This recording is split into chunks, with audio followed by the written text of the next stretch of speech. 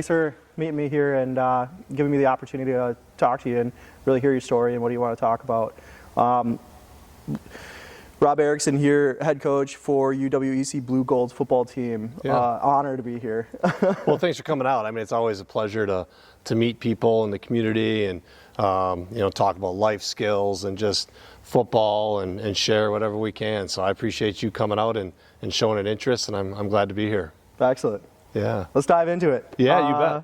Take me to the beginning. Where did it all start? Where did you find your love for sports? Yeah, so I grew up in a small town just outside of Stevens Point, Wisconsin, a city called Junction City. It had just about 500 people, farming community. And so, we worked long days, sun up, sun down, doing chores and doing those types of things. So when you weren't doing chores, you tried to stay busy and have fun. And so for us, that was playing sports, whether it was kickball or wiffle ball or baseball, football, basketball, you name it, we were doing it all the time. Myself, my brother, my two sisters, and then all our cousins and everybody in the community. So we were around sports all the time. And it inspired me. It was a goal of mine to, at some point, play professionally if I was ever good enough. And when you're little, you think you're going to. So it's just kind of always been there. I was blessed to have an older brother who's 5 years older than I am, who pushed me and was a good player himself in a lot of sports. And so looking up to him, I strived to be like him and, kind of had to mature and grow faster. And he pushed me in ways that he doesn't probably even know.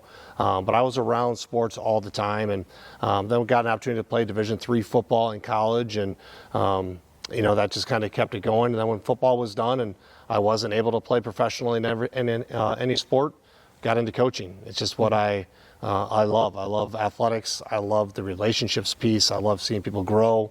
And it's kind of my journey a little bit. Excellent. Yeah. So I got to know, who were some of your favorite influences growing up? Yeah.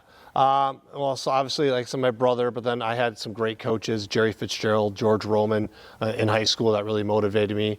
But it was really kind of my Little League coach, Ma Pesh, who's no longer with us, but I was coming from a small community to a big city of Stevens Point where you kind of had to meet new people and try to find a new friend base. And he was that guy that kind of helped me navigate through that, which was really cool. And he didn't have to do that. But there was a lot of people, I'm not going to remember all of them, but there was a lot of people that helped mold me to who I am today growing up. It was just, I was blessed to be around great people that shared in my passion and was willing to sacrifice for me to have what I wanted. Mm-hmm. My parents, again, my siblings, coaches, and a lot of teammates too. And it was great.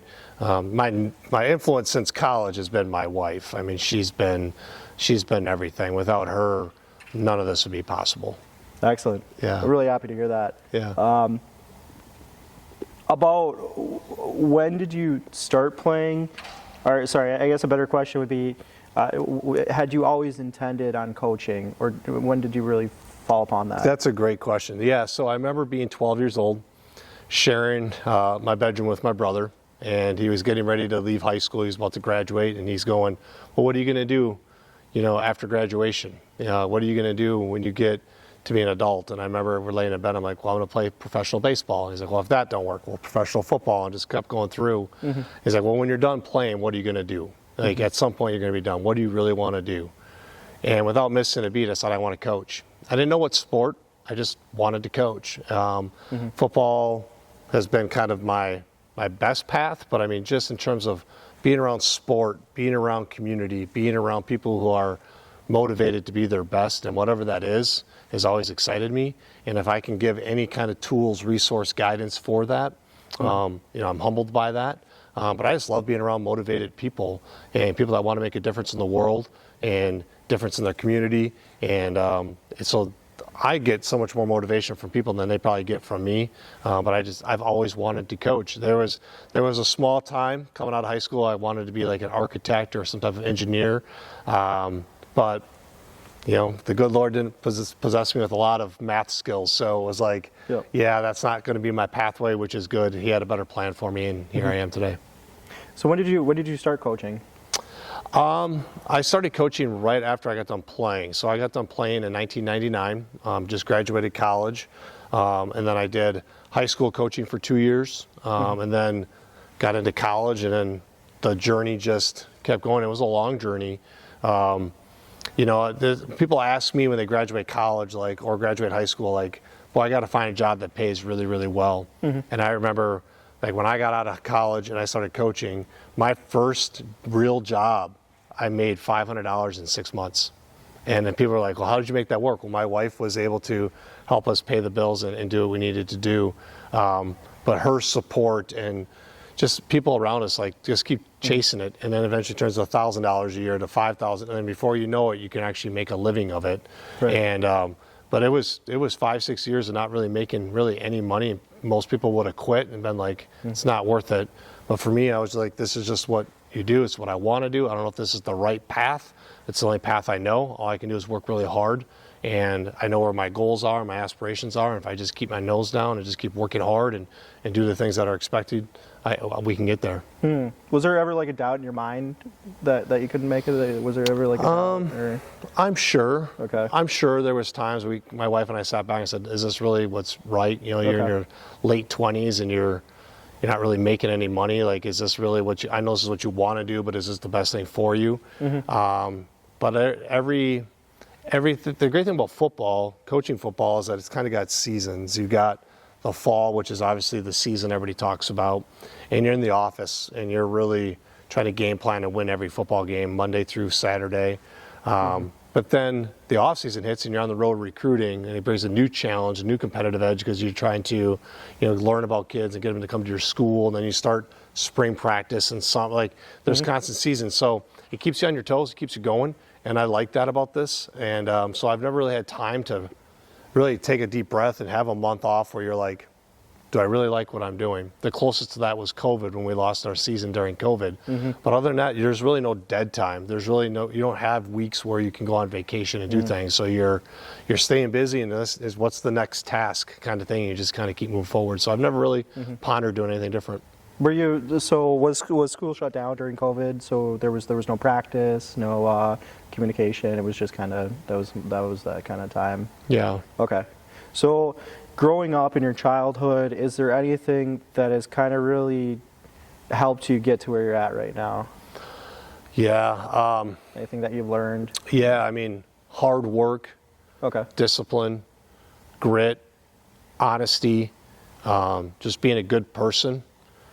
Do what you say you're going to do. I mean, I grew up, again, kind of on a farm, and when you think of like a farming community, it's just show up and work and don't get thanked, don't get patted on the back, just do what's needed. But you kind of, the reward is seeing the crops and seeing the things that you take care of kind of come to life, and so those are all the skills that I learned kind of growing up, was just community and be a good person, work really, really hard, ask for no favors.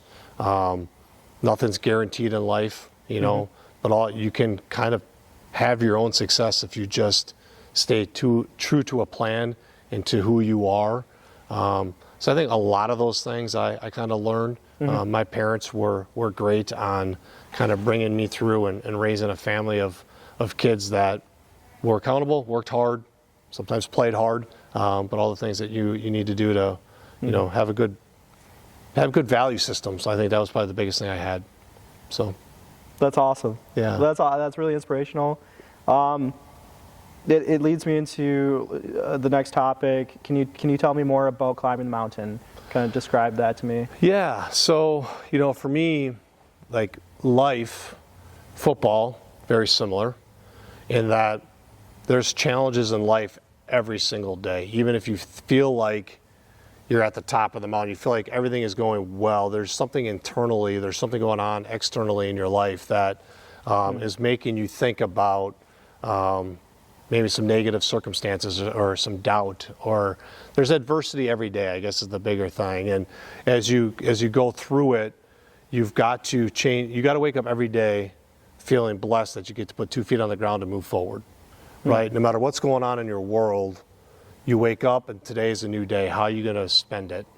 You can spend it in doubt, you can spend it in worry, you can spend it in a lot of thoughts that can cloud you and block you from moving forward, or you can choose to just keep moving forward. And when you do that, you start seeing gains in whatever it is that you're looking for, right? And so that's football. like we get 10 football games a year. There's 365 days in a year.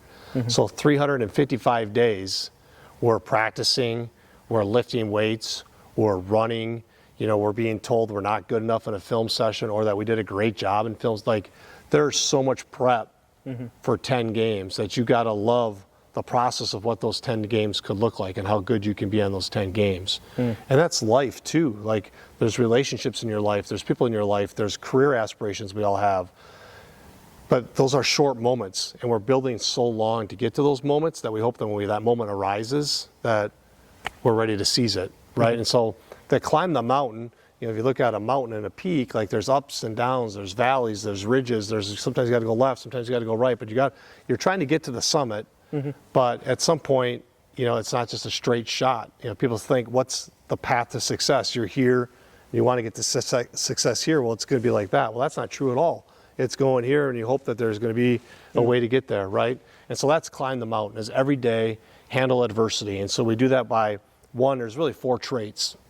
One is you got to have belief in the plan of this is where I want to go, this is how I want to get there, and you set a plan in place and you just stick with it. Now, along the way, if you need to deviate a little bit and change the plan, great, but you know what the overall goal is. What's the belief that you want to do?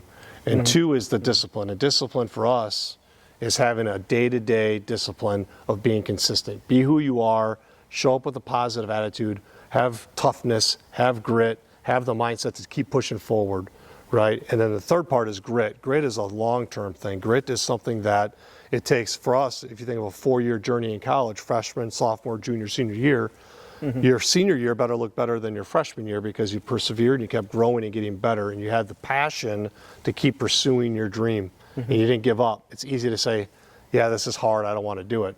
Everybody has those thoughts hundreds of times, especially in football. Are you willing to persevere through those thoughts and just keep pushing? Because if you are, you'll get what you want at the end. And then the last one is just keeping yourself and people around you accountable, which is kind of learning how to become a leader. And that's something we take a lot of pride in our program is as you go through it for 4 years, you grow as a leader in your leadership style and how you want to be a leader. I think community now, this world, needs people to step out of isolation and be a leader in the community, be a leader in government, be a leader in rec T-ball, whatever it is. But we need leaders in this world, people who are not afraid to take a chance and speak for the masses and be there to help people. And, when there's tragedies of flooding in the community, you better be the first one filling a sandbag and putting it up. Like, I think that stuff's really, really important, right? And so we just talk about climbing the mountain is just stay in the path and eventually you'll reach your summit.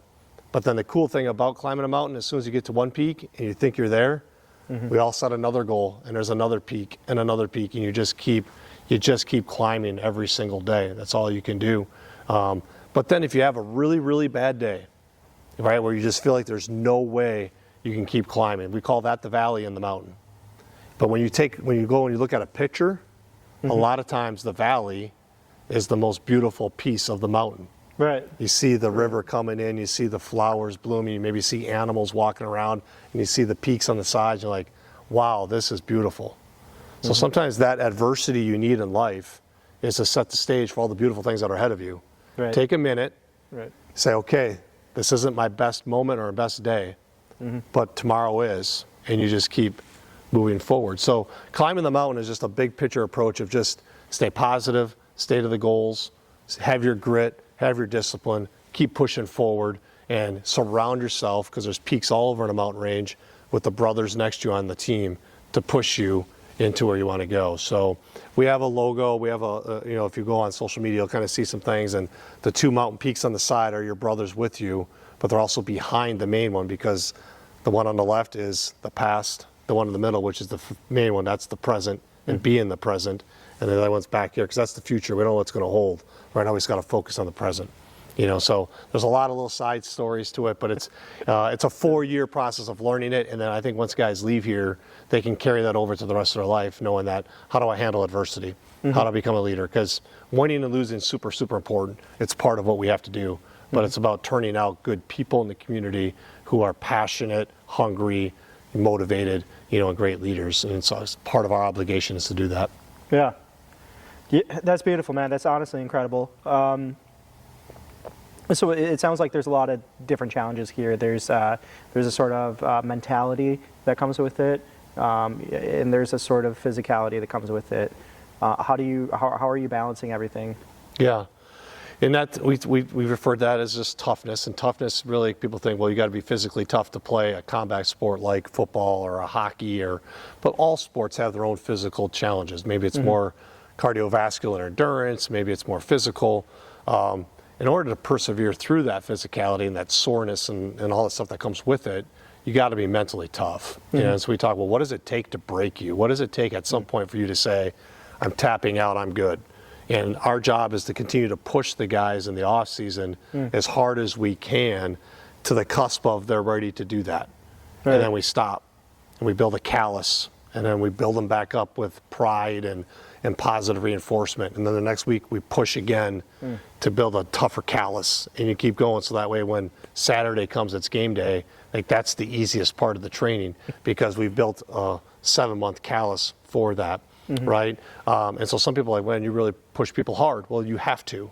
In order to be a great team, you look at the military, you look at people that, when lives are at stake, you have to do hard things together as a team. You can't just do it individually and be like, this guy really works hard, this guy doesn't. Well, there's just not going to be a common ground. This guy can't empathize with this guy can't understand what this guy goes through. So you got to do it together. And when you can get on the same plane, you're working hard together, then you can motivate each other, move forward. So that's team. Right, and so in order to have great mental toughness and great physical toughness, you got to have a great team of guys who are built mentally kind of the same way. So we do everything we do. You got to do it together as a group. Like you don't get to go lift on your own. You don't get to really go run on your own. Like we're all in here 100 strong, doing the same thing together. And you're like, man, I don't know if I really want to do this. But you see a guy who's similarly built to you, and he's pushing through. You're like, well, if he can do it, I can do it. Right, and it just kind of pushes you through. And so. Yeah, it's hard, it's a challenge, but the cool thing is like exercise in general, like when you go through and do it, in the moment it kind of isn't the most fun, but then when you're done an hour later and you catch your breath and you're like, man, I got a lot done today, you feel better about yourself. Yeah. Right, and there's something powerful about that, so that's how we build kind of the physical piece of it. Excellent. Yeah. Excellent. What have you learned throughout your career and that you're going through right now that has helped you within your life? I noticed you mentioned earlier how, after going through a program like this and graduating after 4 years, you've learned and acquired so many skills to help you in the real world, or I don't want to say the real world, but life after this. What are some of those qualities? Yeah. I think for me, my path here, this will be 26 years of college coaching. When I first started, there was an ego selfishness to it. Like I kind of identified myself as an athlete that wanted to stay in athletics, and I wanted to like show people that I can go from being an athlete to the smartest coach on the field and all of that. And that was kind of the first 3 to 5 years in this thing. It was more for my own self-pride and ego. Yeah. But then as I've gotten older and I realized that this isn't ever about me. This isn't about what I can become. It's about the athletes on the field and the experience that they get, because they get a short window. Maybe it's 2 years, 4 years, 1 year. Like pour everything into them, because my moment came already. That's now for them. And when I had that kind of moment, I'd be honest, it was my wife that kind of sparked me on that. Yep. She was a really good athlete herself, and way better than I was. She was an All-American. Like she was really, really good, and when she was done, she had like a piece to her, like, okay, now I can help others maybe have that same experience. And just talking to her and being with her, we realized together that this is what coaching and teaching should be. So she's been a physical education teacher her whole time. She's coached at the college level as well. So this is kind of who we both are kind of cut from the same cloth in that regard. But she's my biggest guidance on whenever I question what we might be doing, is it the direction the football team should go? She'll always ask a few questions, and usually always comes back to what's best for the team, what's best for the players. Don't worry about yourself, don't worry about your coaches. Like, what do they need right now? Are they struggling right now? Do they need a pat on the back? Do they need hugs? Or do they need a little bit of tough love and get after them a little bit? But it's about the players, right? And so for the last 20 years or so, it's been about how can I make a player's experience the best? And so then, in order to do that, I need to pour everything I have into the person. I need to know what makes you tick and what are doubts? What are your confidence? What are your buzzwords that get you motivated? What are buzzwords that bring you down?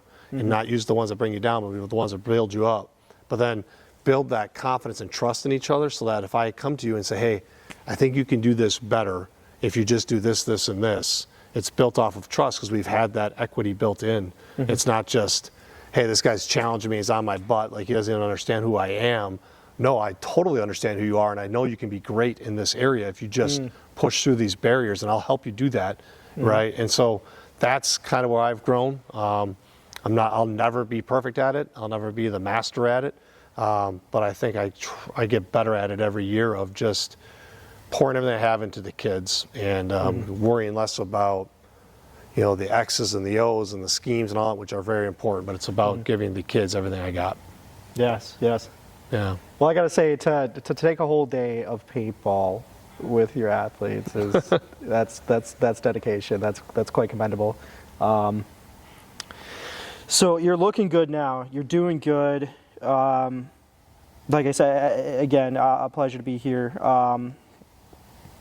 What do you want your future to look like? What do you want from here on? So I think when we moved our family here and we took this job, we knew that the expectations here were to be extremely successful in football. Okay. A national type contender, a team that can year in and year out be in the top 10, top 15 in the country, and we compete for the trophy at the end, right? And when you walk around the city, you walk around the campus, you walk around this facility here, and you're like, well, the pieces are coming into place, are already in place. So now we just got to put the work in and get the right people in the building, work in a certain way with the same direction, and we'll get there. The first couple of years were challenging. When you come in and you're new, like everyone's trying to understand what you believe in as the leader, and trying to follow that, and trying to buy in, and getting that buy-in and getting everybody to kind of beat by the same drum is really, really important. And we spent the first 2 years really doing that, and bringing guys that are coming out of high school as recruits into our family that had to have certain characteristics, like high character. Yeah, they got to be good football players. They got to be tough. They got to be competitive. But they're good people, and they care about their academics, and they want a good college experience, and dive into all those qualities and bringing as many of those into the family as we can. And then develop them in the off season, and taking time and getting them in the weight room and being together. So that's what we've been really doing. So the future now, I feel like the foundation of the house, which nobody sees, the basement of your house, nobody sees, right? They're like, oh, you got nice siding, you got great windows, their shutters look great, but nobody talks about how great the basement is. But without a great basement, you can't have a house. So for us, these last 2.5 years has been laying the foundation of what we want this to look like, and make sure it's rock solid and that we can build off of. And now that we feel like we're there, and we've got the right people, and they're becoming juniors and seniors, and this team is starting to kind of really mold into what we want it to look like, we're super optimistic about the future seasons of this program. For me, I've been at five schools in my journey, between Platteville and Whitewater and South Dakota State and Aurora and Stevens Point. There were some stops, and all of them were to try to elevate my opportunity to become a head coach. From a selfish standpoint, I've always wanted to be a head coach, and Eau Claire gave me that opportunity. And so now that we're here, my wife and I, we want this to be our home. We want this to be somewhere where, when I retire in 15 years, whatever it is, that we say, man, we left the city of Eau Claire and UW Eau Claire with a great football program that has a strong alumni base that people in the community are proud of, and they want to come watch on a Saturday afternoon. And so we're building towards that. We're excited about the path we're going. We're not there yet. We still got work to do, but that's been really, really cool. But on the hard part of all that, I'm going to kind of go off side topic here, I don't mean to, but I have 3 kids of my own, right? And so all those stops along the way, as you pour everything you can into your team and your players, people have to sacrifice to make that happen. And my 3 kids have sacrificed with that. Every time we've made a move, they were, elementary, then they go into the junior high, and their kind of body's going through changes. Oh, we're going to a whole new community.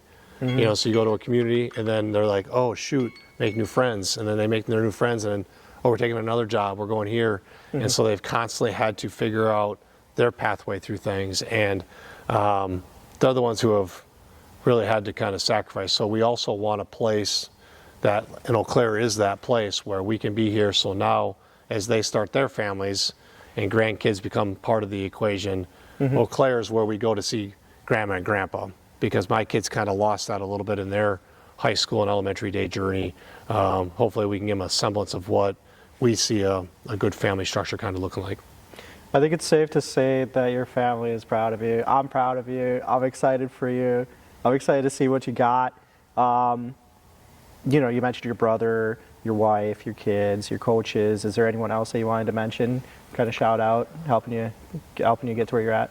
I mean, yeah, just my family in general, but really my wife, Kelly. I mean, I can't say it enough. I mean, I know I've already mentioned her, but I mean, you're talking about 25 years of her basically raising a family, because I'm here 10, Excellent. 12, 14 hours. And for her to be able to be here with them, going through what she goes through, but yet still be there for me is humbling. And I'm super grateful for her in my life. Without her, this would not be possible. Is there anything you wanted to add before we wrap up here?